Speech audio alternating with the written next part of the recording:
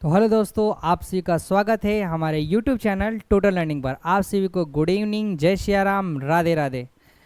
चलिए, आप सभी को वॉइस क्लियर जा रही है?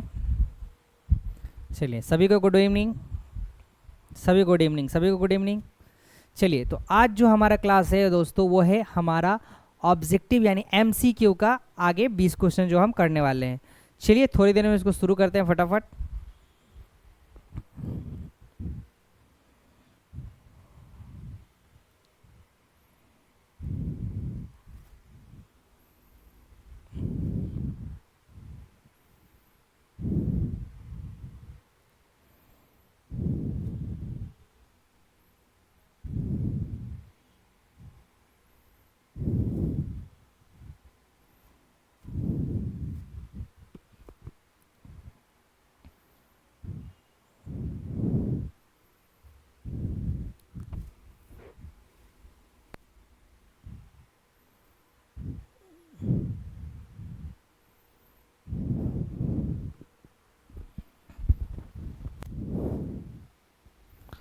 चलिए दोस्तों, चलिए अब हम लोग शुरू करते हैं इसको। चलिए बढ़ते हैं फर्स्ट क्वेश्चन की ओर। हमने 40 तक कंप्लीट कर लिया था, नहीं 60 कंप्लीट कर लिया था, नहीं 40 तक। उसके आगे देखेंगे हम लोग।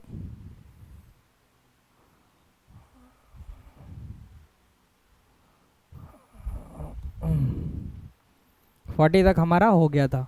लास्ट सवाल हमने क्या किया था? निम्नलिखित में से किस पुरस्कार, ये चलो याद होगा आप सभी को।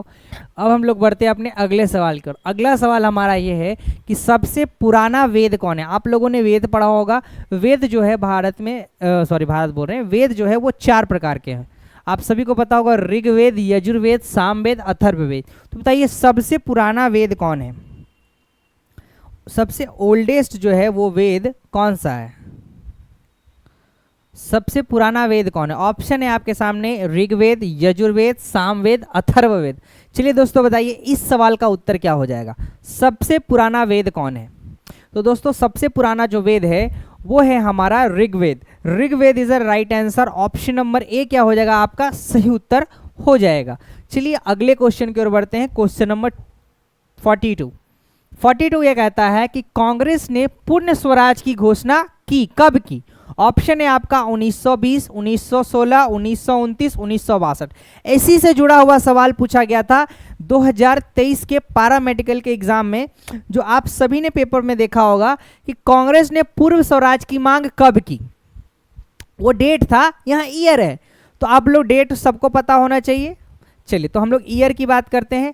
कांग्रेस ने पूर्ण स्वराज की घोषणा कब की? तो दोस्तों कांग्रेस ने पूर्व स्वराज की घोषणा की ऑप्शन नंबर ए, बी, सी या डी। ऑप्शन आपके सामने, आप फटाफट उत्तर दें। तो दोस्तों इस सवाल का उत्तर हो जाएगा आपका ऑप्शन नंबर सी। क्या हो जाएगा? 1929 में कांग्रेस ने पूर्ण स्वराज की घोषणा की थी। कहाँ की थी? कांग्रेस के लाहौर अधिवेशन में। कहाँ किया था? कांग्रेस का एक अधिवेशन हुआ था, लाहौर अधिवेशन, उसी में पूर्ण स्वराज की मांग की गई थी। और कब की गई थी दोस्तों? तो डेट याद रखिएगा, 31 दिसंबर, 31 दिसंबर को ये मांग की गई थी। चलिए अगला सवाल है हमारा सवाल नंबर 43 ये कहता है, सभी लोग इसका उत्तर देंगे, किस शहर में सर्वप्रथम बिजली आई थी? ऑप्शन है आपका कलकत्ता, पटना, दिल्ली, जयपुर। किस शहर में सर्वप्रथम बिजली आई? ऑप्शन है आपका कलकत्ता, पटना, दिल्ली, जयपुर। तो दोस्तों ये तो बहुत ही आसान सा सवाल है। Option number 1 Calcutta. कोलकाता में सबसे पहले बिजली पहुंची थी। चलिए अगला सवाल है हमारा सवाल नंबर 44 यानी 44। हड़प्पा किस नदी के किनारे स्थित था? ऑप्शन है बाबू आपका रावी, सतलज, हिंडन, गंगा। हिंडौन हो गया है, ऑप्शन गलत लिखा हुआ है, हिंडन हो जाएगा। ये यहाँ पे हिंडन कर लो, हिंडन नदी। चलिए बताएं हड़प्पा किस नदी के किनारे बचा है? याद होगा हड़प्पा क्या है? प्राचीन स्थल है, जो एक सभ्यता थी सिंधु घाटी सभ्यता, उसी का एक शहर है। और ये शहर कहाँ पाया गया है और किस नदी के किनारे स्थित है? आप सभी को सवाल में क्या है, नदी पूछ रही है, लेकिन आप ये भी बताएं कि वो कहाँ पाया गया, वर्तमान में वो कहाँ पर है। दोस्तों तो इस सवाल का उत्तर हो जाएगा आपका सतलज। गलत, रावी हो जाएगा। क्या हो जाएगा? हड़प्पा किस नदी के किनारे मिली है दोस्तों? रावी नदी के किनारे मिली है। और यह वर्तमान में कहाँ है? अभी पाकिस्तान में है, और ये पाकिस्तान में ही मिला है। और हड़प्पा की खोज कब हुई थी? 1921 में हुई थी। और खोजने वाले नाम का कौन? दयाराम साहनी ने इसकी खोज की थी। खुदाई किसने की थी इसकी? दयाराम साहनी के द्वारा इसे खोजा गया था। किसे? हड़प्पा को। चलिए नेक्स्ट क्वेश्चन की ओर बढ़ते हैं दोस्तों। अगला सवाल है हमारा सवाल नंबर 45। 45 ये कहता है किसे भारत का मसालों का बाग कहा जाता है? ऑप्शन है आपके सामने बाबू, चेन्नई, केरल, लखनऊ, पुणे। ये तो बहुत ही आसान सा सवाल है कि मसालों का बाग किसे कहते हैं भारत का। तो option number A is the right answer, B is the right answer, C या डी? बताएं, आप सभी लोग बताएं उत्तर क्या हो जाएगा इसका। चलिए फटाफट दोस्तों इसका उत्तर बताते हैं। ए रॉन्ग है, option number B is the right. Kerala क्या हो जाएगा इसका सही उत्तर हो जाएगा। नेक्स्ट क्वेश्चन बढ़ते हैं दोस्तों, क्वेश्चन नंबर 46। देखिए दोस्तों 46 क्या कहता है कि कनाडा का राष्ट्रीय प्रतीक क्या है? नेशनल सिंबल क्या है कनाडा का? ऑप्शन है आपके सामने शेर, गुलाब, ईगल, मैपल लीफ। ऑप्शन आपके सामने, फटाफट इसका उत्तर दे। उत्तर क्या हो जाएगा दोस्तों? उत्तर क्या हो जाएगा कि कनाडा का नेशनल सिंबल यानी राष्ट्रीय प्रतीक क्या है?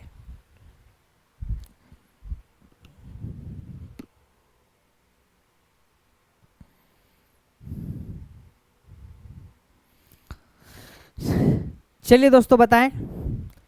तो इस सवाल का उत्तर हो जाएगा दोस्तों ऑप्शन नंबर डी। क्या हो जाएगा? Option number D, maple leaf is the right answer. Canada का राष्ट्रीय प्रतीक क्या है? Maple leaf. चलिए अगला सवाल है 47वां नंबर सवाल। आप सभी ने हिस्ट्री पढ़ा होगा, हिस्ट्री में पढ़ा होगा मुगल में पढ़ा होगा औरंगजेब के पश्चात कौन शासक बना? यानी जब औरंगजेब राजा था वो मर गया, मरा कब था? 1707 में। तो उसके बाद मुगल का अगला शासक कौन बना?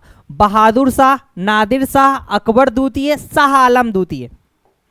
आप सभी को पता होगा औरंगजेब की मृत्यु कब हुई थी? 1707 में ये मरा। उसके मरने के बाद मुगल वंश का अगला राजा कौन बना? Option number A, option number B, option number C, option number D. आप फटाफट इसका उत्तर दे, ए, बी, सी या डी। चलिए दोस्तों इस सवाल का उत्तर बताएं आप लोग। ए होगा, बी होगा, सी होगा या डी होगा? तो फटाफट याद रखिएगा इस सवाल का सही उत्तर हो जाएगा आपका ऑप्शन नंबर ए, बहादुर शाह प्रथम। ये क्या था? औरंगजेब के बाद पहला शासक था उत्तरकालीन, यानी औरंगजेब के मरने के बाद ये बना था शासक। चलिए अगला सवाल है हमारा सवाल नंबर 48। 48 कहता है प्रत्येक देशांतर की 15 डिग्री के लिए कितने समय में, रुको पूरा क्वेश्चन करने दो, आने दो। हाँ सवाल पढ़िएगा। प्रत्येक देशांतर रेखा की 15 डिग्री के लिए समय में अंतर हो सकता है। यानी अगर हमारा जो ग्लो अर्थ है अगर वो 15 डिग्री घूमेगा देशांतर में, देशांतर का मतलब खड़ी वाली रेखा, उत्तरी ध्रुव से दक्षिणी ध्रुव को मिलाने वाली रेखा को क्या कहते हैं? देशांतर रेखा। अगर वो 15 डिग्री घूमती है तो बताइए कितना मिनट का समय लगेगा? समय हमारे पास 30 मिनट, 5 मिनट, 15 मिनट, 60 मिनट। अगर हमारा पृथ्वी 15 डिग्री अगर घूम जाए देशांतर में तो बताइए कितने मिनट का समय लगेगा? तो दोस्तों इस सवाल का बहुत ही आसान सा उत्तर है, आप सभी लोगों को पता होना चाहिए कि यह उत्तर जो है आपका ऑप्शन नंबर ए हो जाएगा। क्या? नहीं, ऑप्शन नंबर डी हो जाएगा 60 मिनट। क्योंकि हमने पढ़ा है कि 1 डिग्री बढ़ने में 4 मिनट का समय लगता है, तो 15 मिनट बढ़ने में, 15 डिग्री बढ़ने में 60 मिनट यानी 1 घंटे का समय लगेगा। चलिए अगला सवाल है हमारा सवाल नंबर 49। सवाल नंबर 49 क्या कहता है कि कौन सा ऐसा ग्रह है जिसके पास कोई उपग्रह नहीं है? यानी कोई भी नेचुरल सैटेलाइट उसके पास नहीं। जैसे हमारे पास है कुछ एक सैटेलाइट है, आपको सबको पता होगा, जो लोग रात में रोज देखते हैं, रोज नहीं कभी कभी 1-2 दिन अमावस्या में नहीं दिखाई देता है। चलिए किस ग्रह के पास कोई उपग्रह नहीं है? शुक्र, पृथ्वी, मंगल या अरुण? शुक्र, पृथ्वी, मंगल या अरुण? बताएं। शुक्र है, पृथ्वी है, मंगल है, अरुण है। इंग्लिश में जिसको दिक्कत है वो देख ले, हिंदी में वेनस इसको बोलते हैं, अर्थ इसको बोलते हैं, मार्स इसको बोलते हैं, यूरेनस बोलते हैं। चलिए बताएं कौन सा ऐसा प्लैनेट है जिसके पास कोई भी अपना सैटेलाइट नहीं है दोस्तों? तो दोस्तों इस सवाल का उत्तर क्या हो जाएगा? इस सवाल का उत्तर हो जाएगा आपका ऑप्शन नंबर सी। क्या? नहीं, मंगल के पास भी है, दुद्दू गो है। शुक्र है ऐसा ग्रह जिसके पास एक भी उपग्रह स्थित नहीं है। अगला सवाल है हमारा दोस्तों सवाल नंबर 50 क्या कहता है कि स्वतंत्र भारत के पहले केंद्रीय मंत्री शिक्षा मंत्री कौन थे? जब भारत में पहली बार चुनाव हुआ तो बताइए उस समय भारत में सबसे पहले केंद्रीय शिक्षा मंत्री किसे नियुक्त किया गया? मावलंकर, नागेंद्र सिंह, अब्दुल कलाम आजाद या फिर राधा कृष्णन? चलिए बताएं। राधा कृष्णन, सॉरी कृष्ण बोल रहे हैं, राधा कृष्णन। चलिए बताएं क्या उत्तर हो जाएगा? स्वतंत्र भारत के सर्वप्रथम केंद्रीय शिक्षा मंत्री कौन थे दोस्तों? तो Abdul Kalam Azad. Option number C is a right answer हो जाएगा। और सवाल क्या हो जाएगा? Option number C. चलिए अगला सवाल है दोस्तों हमारा सवाल नंबर 51 क्या कहता है कि बांग्लादेश की स्थापना किस वर्ष हुई? यानी बांग्लादेश की स्थापना बोलो या बांग्लादेश का जन्म किस वर्ष हुआ? 1950, 1971, 1975, 1980? 50 में जन्म हुआ, 71 में जन्म हुआ, 75 में या 80 में? बताएं बांग्लादेश की स्थापना किस वर्ष हुई?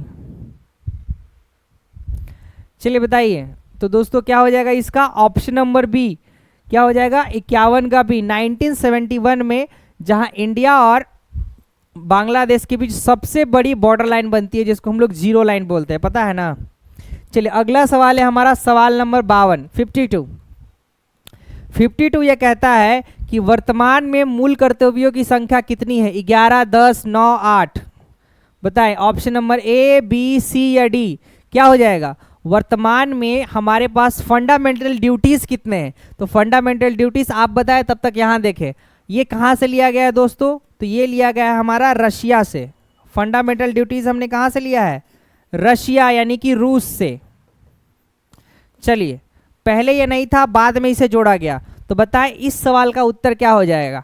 तो दोस्तों इस सवाल का उत्तर हो जाएगा आपका ऑप्शन नंबर बी। नहीं, ऑप्शन नंबर 11। 10 तो जोड़ा गया, लेकिन अभी वर्तमान में कितना है? 11 है। चलिए अगला सवाल है दोस्तों हमारा सवाल नंबर 53 यह कहता है कि सर्वोच्च न्यायालय के न्यायाधीशों का कार्यकाल कितने वर्ष की आयु तक होता है? यानी जो सुप्रीम कोर्ट है उसके जो जज है उनका जो कार्यकाल होता है वो कितनी उम्र तक होता है? 62, 65, 60 या कोई आयु निश्चित नहीं है। आप बताएं 62 वर्ष की उम्र होती है, 65 की होती है, 60 की होती है, या कोई आयु इनकी फिक्स है ही नहीं? तो बताइए सर्वोच्च न्यायालय के न्यायाधीशों का कार्यकाल कितने वर्ष की आयु तक होता है? ऑप्शन आपके सामने है, आप उत्तर दें। तो दोस्तों इस सवाल का उत्तर हो जाएगा आपका ए, बी, सी या डी? ए नहीं, यहां पर सर्वोच्च है, उच्च नहीं, इसीलिए 65 ईयर में हमारे जज सुप्रीम कोर्ट के रिटायर होते हैं और हाई कोर्ट के 62 उम्र में। चलिए अगला सवाल है सवाल नंबर 54। दोस्तों सूरत किस नदी के किनारे बसा है? सूरत एक शहर है, बताए वो किस नदी के किनारे बसा है? ताप्ती नदी, कावेरी नदी, गोदावरी, चंबल? ताप्ती सूरत किस नदी के किनारे बसा है? ताप्ती, कावेरी, गोदावरी, चंबल? ताप्ती नदी के किनारे, कावेरी नदी के किनारे, गोदावरी नदी के किनारे या चंबल नदी के किनारे? चलिए दोस्तों बताएं सूरत किस नदी के किनारे बसा है? तो दोस्तों इस सवाल का उत्तर आप सभी लोग बताएं फटाफट टाइप करके। चलिए तो दोस्तों इस सवाल का उत्तर आ रहा है, बहुत ही बढ़िया। दोस्तों इस सवाल का उत्तर हो जाएगा आपका ऑप्शन नंबर ए, ताप्ती नदी। क्या हो जाएगा दोस्तों? ताप्ती नदी। चलिए तो option number A is a right answer. चलिए आप सभी को अगर ये हमारे क्वेश्चंस अच्छे लग रहे हैं, क्लासेस अच्छी लग रही है, तो फटाफट इस वीडियो को लाइक करिए, अपने दोस्तों के साथ इसको क्या करिए फटाफट शेयर करें कि सभी आराम से हमारे साथ जुड़ सके आसानी से। चलिए तो इसके दौरान चैनल को सब्सक्राइब करते हुए हम लोग बढ़ते हैं अगले सवाल की ओर। अगला सवाल है हमारा सवाल नंबर 55। देखो 55, देखो 55 में बचपन मत भूल जाना अपना। बंगाल का शोक किस नदी को कहा जाता है? हमने क्वेश्चन देखा कि बंगाल का शोक किस नदी को कहा जाता है? सोन नदी, दामोदर नदी, सरयू नदी, फल्गु नदी? यानी बंगाल का शोक किस नदी को कहा जाता है? सोन नदी है, दामोदर नदी है, सरयू नदी है या फल्गु नदी है? बताएं। सोन, दामोदर, सरयू, फल्गु, जैसे बिहार का कौन है, कोशी है। उसी प्रकार बंगाल का बताए क्या हो जाएगा।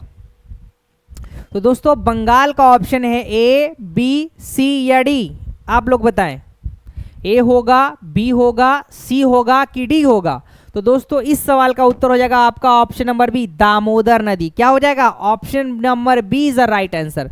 बंगाल का अशोक किस नदी को कहा जाता है, दामोदर नदी को कहा जाता है। चलिए अगला सवाल है हमारा दोस्तों, सवाल नंबर 56। 56 ये कहता है कि चौड़ा चौड़ी हत्याकांड की घटना कब घटी, 1920, 1923, 1922, 1930। यानी एक घटना है चौरी चौड़ा हत्याकांड। यह घटना गोरखपुर में घटी थी। कहाँ घटी थी, गोरखपुर में। अगर आपने पढ़ा होगा तो गोरखपुर में यह घटना घटी थी, जहां पर 21 पुलिसकर्मी और एक थानेदार को जिंदा जला दिया गया। यानी टोटल 22 सिपाहियों को बंद करके जिंदा जला दिया गया। तो यही घटना कहलाई चौड़ी चौड़ा हत्याकांड। कहाँ घटी, गोरखपुर में। गोरखपुर कहाँ है दोस्तों, उत्तर प्रदेश में। कब घटी, आप लोग बताएं। 20, 22, 23, 30। अब इतना हम बता सकते हैं, डेट था उस दिन 14 फरवरी। 14 फरवरी क्या, नहीं 14 नहीं, 4 फरवरी था।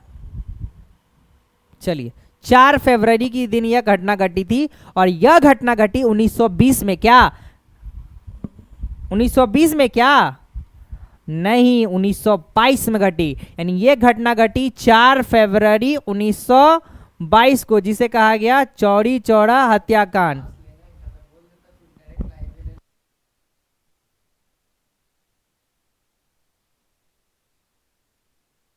चलिए नेक्स्ट क्वेश्चन की ओर बढ़ते हैं दोस्तों, सवाल नंबर 57। 57 क्या कहता है दोस्तों कि लोकसभा का सदस्य बनने की न्यूनतम आयु क्या है। यानी जो हमारे यहाँ लोकसभा है, जिसे पार्लियामेंट के 3 अंग पता होगा, लोकसभा, राज्यसभा और राष्ट्रपति। तो बताइए आपको अगर लोकसभा का मेंबर बनना है, यानी एमपी ऑफ लोकसभा, यानी मेंबर ऑफ पार्लियामेंट बनना है लोकसभा का, तो उसके लिए आपके लिए न्यूनतम एज क्या होनी चाहिए, मिनिमम एज। 21 साल, 25 साल, 30 साल, 35 साल। फटाफट बताएं कि लोकसभा का मिनिमम मेंबर, अगर मिनिमम मेंबर बनना है तो मिनिमम एज क्या होनी चाहिए, 21, 25, 30 या 35। तो दोस्तों क्या हो जाएगा इसका, ऑप्शन नंबर ए नहीं, ऑप्शन नंबर बी, 25 वर्ष उम्र होनी चाहिए आपकी, तभी आप लोकसभा के सदस्य बन सकते हैं। अगर आपको राज्यसभा का बनना है, राज्यसभा का, तो उसके लिए आपको चाहिए 30 वर्ष, याद रखिएगा। अगर आपको राष्ट्रपति बनना है तो चाहिए 35 वर्ष, राज्यपाल बनना है तो 35 वर्ष, प्रधानमंत्री बनना है तो 25 वर्ष। क्योंकि लोकसभा के बहुमत दल का नेता ही क्या बनता है, प्रधानमंत्री। इसीलिए प्रधानमंत्री की भी न्यूनतम आयु क्या है, 25। चलिए अगला सवाल है हमारा, सवाल नंबर 58। 58 क्या कहता है दोस्तों, विश्व डाक दिवस कब मनाया जाता है। विश्व डाक दिवस कब मनाया जाता है, 9 सितंबर, 10 अक्टूबर, 9 अक्टूबर, 4 दिसंबर। बताएं क्या हो जाएगा, क्या हो जाएगा दोस्तों, विश्व डाक दिवस कब मनाया जाता है। ऑप्शन नंबर ए, बी, सी या डी, ए, बी, सी या डी, क्या हो जाएगा दोस्तों। तो 58 का याद रखिएगा, 58 का ऑप्शन नंबर सी, 9 अक्टूबर को हमें क्या मनाते हैं, विश्व डाक दिवस। चलिए अगला सवाल है हमारा, सवाल नंबर दोस्तों 59। 59 क्या कहता है, रंगभूमि उपन्यास किसने लिखा है। रंगभूमि उपन्यास किसने लिखा है, प्रेमचंद, जयदेव, विष्णु शर्मा, रविंद्रनाथ टैगोर। बताएं दोस्तों क्या हो जाएगा, रंगभूमि उपन्यास जो है वो किसके द्वारा लिखा गया है, प्रेमचंद, जयदेव, विष्णु शर्मा, रविंद्रनाथ टैगोर। आप लोग बताएं 59 नंबर क्वेश्चन का उत्तर क्या हो जाएगा, प्रेमचंद्र, जयदेव, विष्णु शर्मा या रविंद्रनाथ टैगोर, किसके द्वारा यह लिखा गया है। तो दोस्तों इस सवाल का उत्तर आप फटाफट जवाब दें और फटाफट इस वीडियो को लाइक करें, चैनल को सब्सक्राइब करें और इस वीडियो को अपने दोस्तों के साथ फटाफट शेयर करें। चलिए तो 59 का बताया दोस्तों क्या हो जाएगा, तो इस सवाल का दोस्तों उत्तर हो जाएगा आपका ऑप्शन नंबर बी, नहीं सी, ये भी नहीं, option number A, Premchand is the right answer. रंगभूमि उपन्यास लिखने वाले कौन, प्रेमचंद थे। अगला सवाल है यानी इस दिन का लास्ट सवाल, यानी कि प्रारूप समिति के अध्यक्ष कौन थे। प्रारूप समिति यानी कि ड्राफ्टिंग कमेटी भी इसे इंग्लिश में कहा जाता है। ड्राफ्टिंग कमेटी क्या है, जिसने संविधान सभा का अंतिम प्रारूप तैयार किया था। उसके अध्यक्ष कौन थे। Sardar Vallabh Bhai Patel, Jawaharlal Nehru, doctor Bhimrao Ambedkar, BN Rao. चलिए बताइए, जो हमारे यहाँ संविधान सभा में प्रारूप समिति बनी थी, इस प्रारूप समिति के प्रेसिडेंट यानी अध्यक्ष कौन थे। Sardar Vallabh Bhai Patel option number A, Jawaharlal Nehru option number B, option number C doctor Bhimrao Ambedkar, या ऑप्शन नंबर डी दोस्तों BN राव। आप सभी को पता होना चाहिए कि यह 7 मेंबर्स की टीम थी। क्या 7 मेंबर्स की टीम थी, जिसमें एक प्रमुख थे। वो प्रमुख इन चारों में से ही कोई एक थे। वो उत्तर आपके साथ छोड़ा जाता है। आप बताएं इसका उत्तर क्या हो जाएगा, A, B, C या D। तो दोस्तों इस सवाल का उत्तर हो जाएगा आपका ऑप्शन नंबर डी। गलत, option number C doctor Bhimrao Ambedkar drafting committee के प्रेसिडेंट थे, जिनकी अध्यक्षता में संविधान का अंतिम प्रारूप तैयार किया गया। चलिए तो आज के लिए इतना ही रखते हैं, फिर मिलते हैं हम लोग अगले क्लास में। आप सभी से धन्यवाद, शुक्रिया आप सभी लोगों को। जय हिंद, जय भारत, जय सिया राम, राधे राधे। मिलते हैं अगले क्लास में, और फटाफट ये क्लास को अपने दोस्तों के साथ शेयर करें और इस वीडियो को लाइक करिएगा और हमारे चैनल को सब्सक्राइब करिएगा। और हमारे साथ जुड़ने के लिए आप सभी को धन्यवाद और शुक्रिया।